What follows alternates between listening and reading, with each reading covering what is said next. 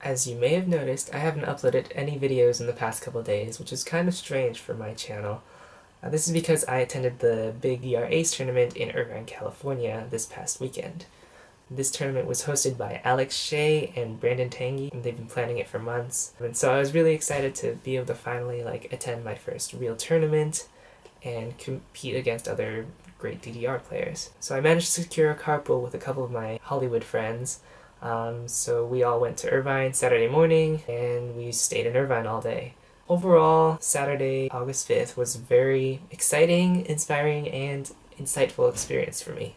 So on the Wednesday before the tournament, a list of 6 potential qualifying songs was announced. 313s and 314s made this list: Elysium Challenge, Xenon Expert, Aftershock Expert, Pierce the Sky Expert, the Wind of Gold Expert, and Top the Charts Challenge were the potential qualifiers for the tournament on Saturday. The point of announcing this in advance is to let people, prepare a little bit in case there's gimmicks or special things about the chart that are difficult to time.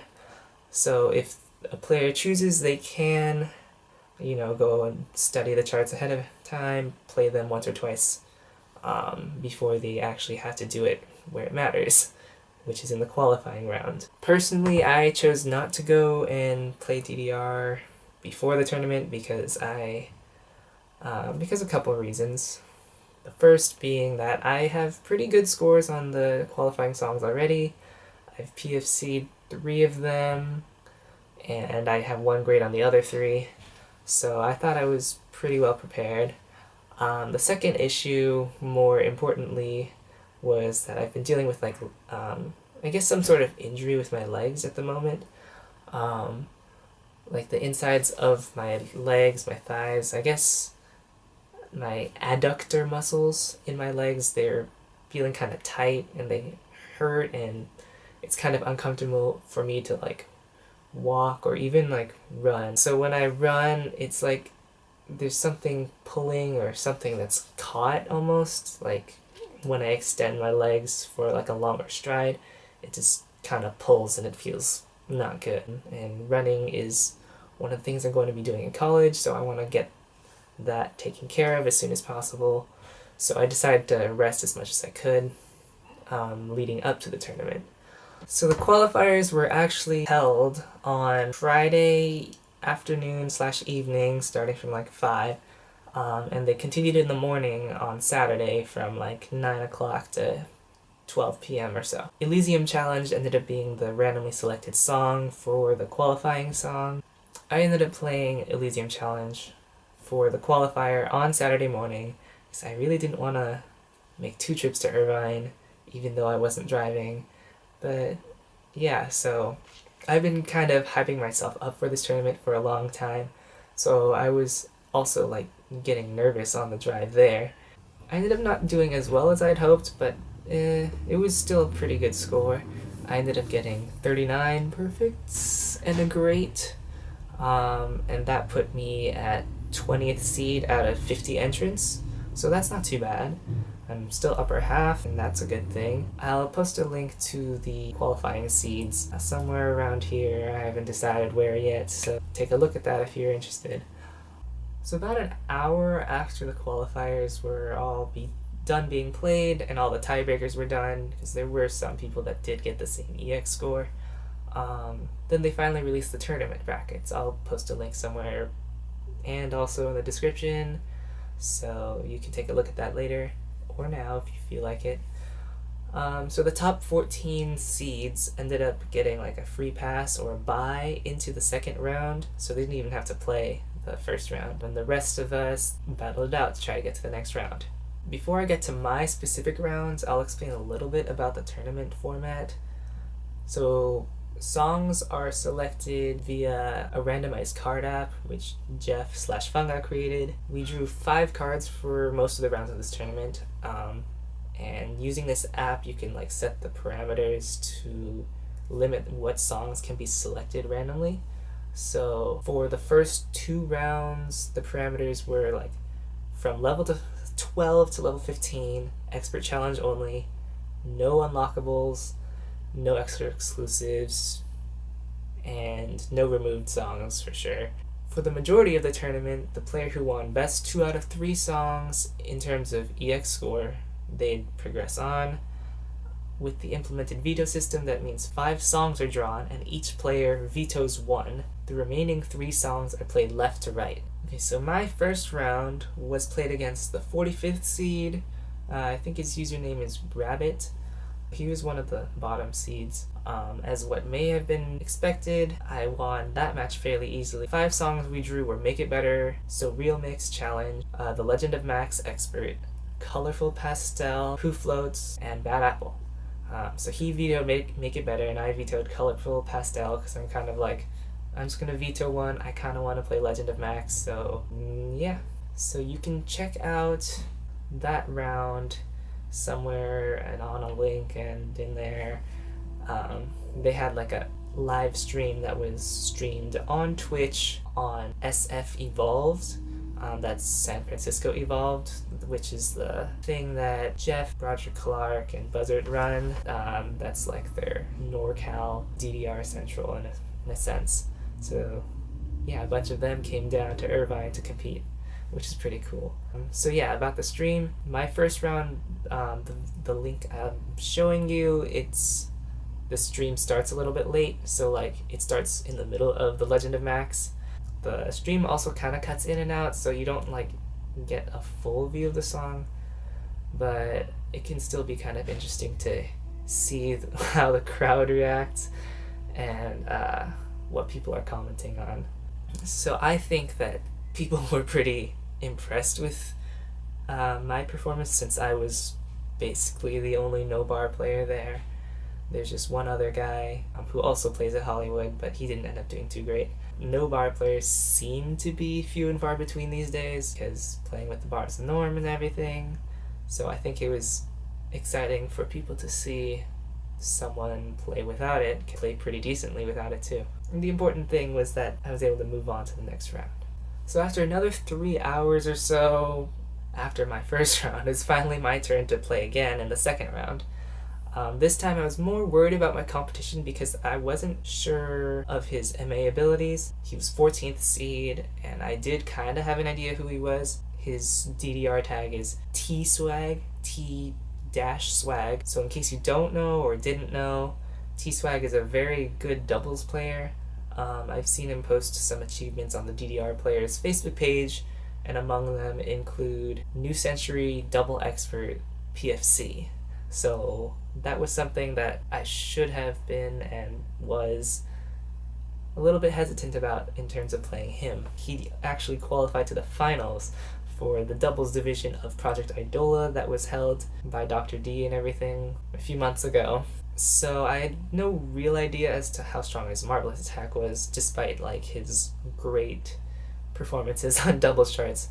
I had mixed expectations for this round. My hope was to triumph in this match so I can make it to the top 16, where I would then have at least 2 more chances to move up in the tournament. The tournament was single elimination up until the top 16, so if you didn't make it to the top 16, you'd be playing basically 1 match or 2 matches, and your first loss, that means you're out. Once you get to the double elimination section, it's 2 losses. You have like 2 chances to keep going. If you lose the first time, then you get put into the loser's bracket and you play against the other losers of the other brackets. And if you lose in the loser's bracket, you're done.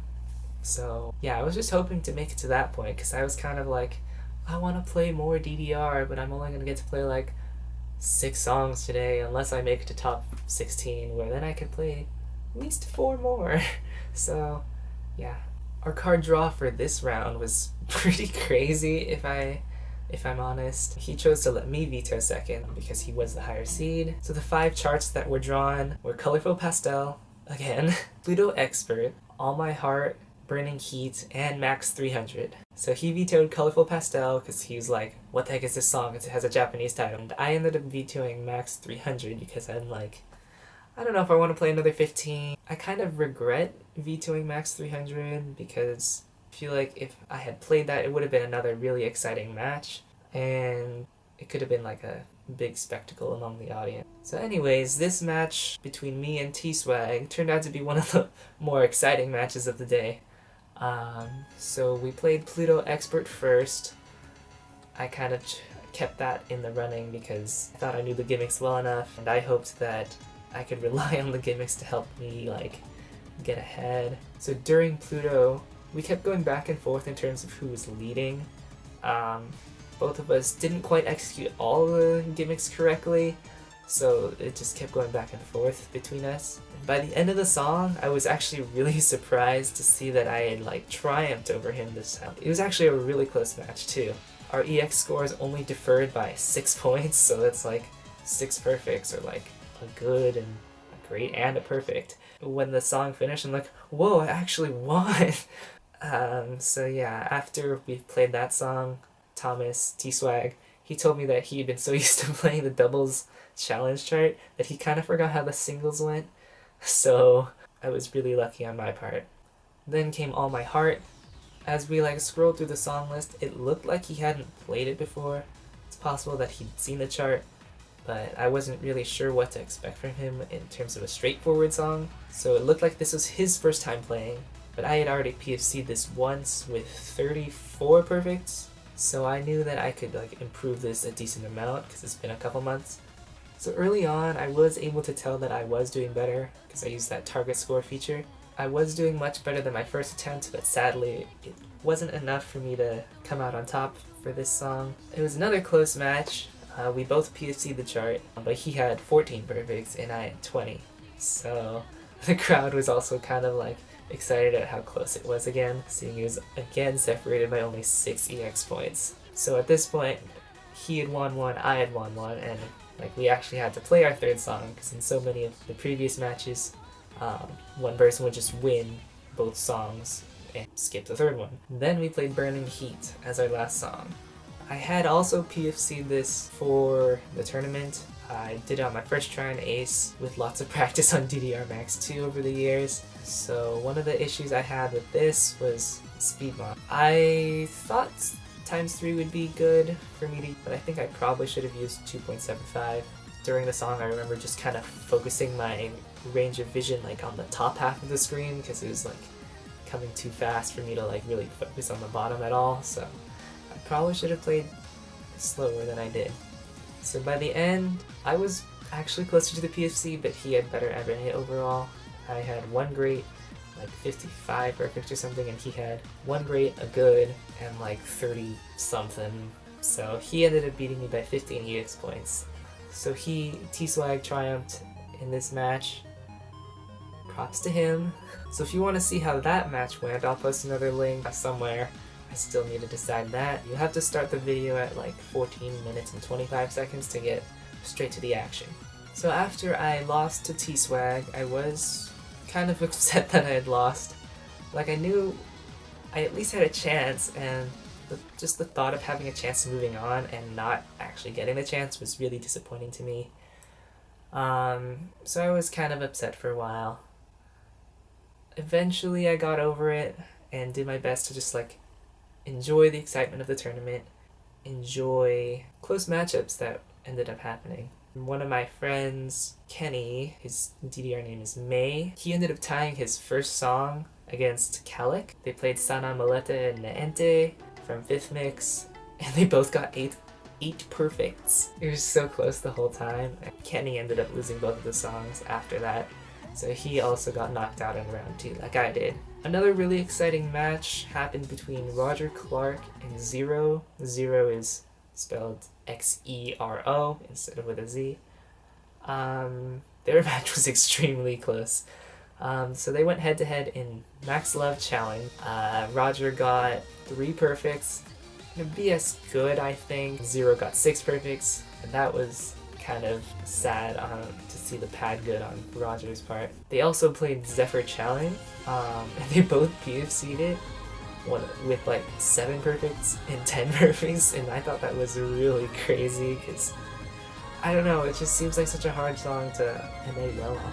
I think Zero ended up winning that match, but I have to recheck the tournament brackets to be sure. The tournament finals ended up being between Chris for Life and Jeff Fanga. Big surprise. So in the winners bracket, Chris beat Fanga. I forget how many songs he won, but there were a lot of really close matchups between those two. For instance, Fascination Eternal Love Mix Challenge.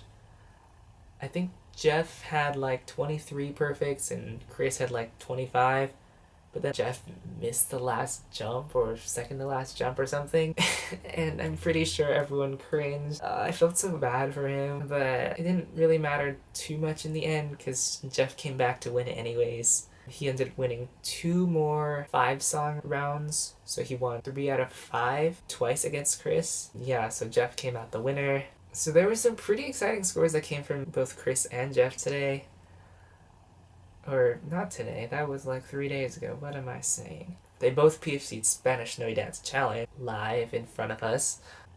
Jeff got 12 perfects, I think, which is the new world record, and Chris got like 25. Jeff PFC'd Blew My Mind Challenge on the spot. Chris was also really close with like 1 great, but I don't know, it's just so like amazing to see these things perform literally 5 feet in front of you. Sorry if like telling these things to you verbally is like not enough, but I don't know. There's something about being there that makes it more exciting to watch. So the tournament finally ended at like 11:30 p.m. that is. So the tournament ended, but the fun did not. There were a lot of us that decided that we should go celebrate afterwards by going to Yard House, which is also in the Irvine Spectrum. I went with the people I carpooled with, and a bunch more Hollywood people, plus Kenny and his sister, and one guy, Rod, from Fresno, I think. So we ate at the Yard House at like 12:30 at night. After we ate, we finally started heading back to the valley. I ended up getting home at like 3 o'clock, so I was so tired. Sunday, we were out all day and I didn't feel like uploading anything, so I ended up writing a script for this instead. So yeah, overall, the day was pretty good. I think I've found some areas I need to work on. I definitely need to work on my MA more. I'll probably fix that by playing most of the charts below 12, because I haven't touched a lot of those yet. I think I also need to work on timing triplets. Burning Heat was kind of hard to time, and I really need to work on those 12th beats. So I gotta find songs that have a lot of 12th notes in them so I can practice. Yeah, so I gotta improve 12th notes, improve my overall MA, and I gotta get better at playing harder songs without a warm-up. So I gotta gradually work up to that. Another thing to note is that I was playing these songs without any sort of warm-up, so my performance on the harder songs like Legend of Max was not quite optimal. I didn't do awful, but it wasn't my best either. Like I got 980k or so, and my record is like 991. So some things I had to adjust to in playing on this cabinet were the closeness of the screen to the pads.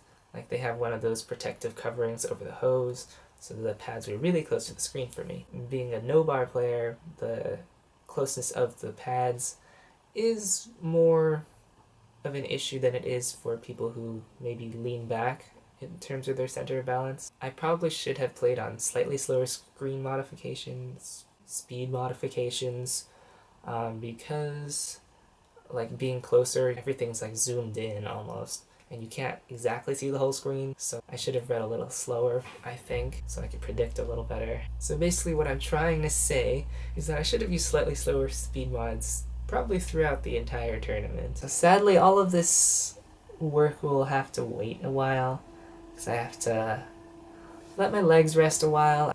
I went to see a doctor just now, got my legs checked out. It seems to be a muscular issue, so they recommended I stretch and do some physical therapy. That'll start next week, I think. I'll probably take a break from heading to Dave & Buster's for at least a week, and then we'll see how things go from there. After I finish making this video, I'll probably end up continuing to upload the gigantic backlog of videos that I've accumulated over the summer. I still have like 5 or 6 whole sessions that I haven't really touched on. And if I have, I've only uploaded like 2 out of like 50 videos, and I'm probably not going to upload all of them anyways.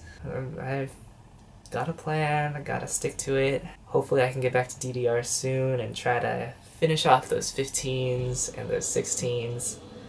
And I guess the 14s and 13s and 12s too, so I think that's all I have for this video. If you made it this far, thank you so much for watching, It took a long time to make. Pretty sure it's gonna take a long time to make and put together. So thank you so much. If you want me to do more stuff like this, just talking to a camera, let me know and I can try to do more of that. If you have any other suggestions for me, I'll be open to them. Sorry for the bad lighting in some of my past videos. Hollywood's dark. Also, I really do appreciate getting likes on things. I don't know, something about like seeing that thumbs up having more than a 0. It's just like, yay, people like my stuff. Yeah, that's all I have for you guys. Thank you so much.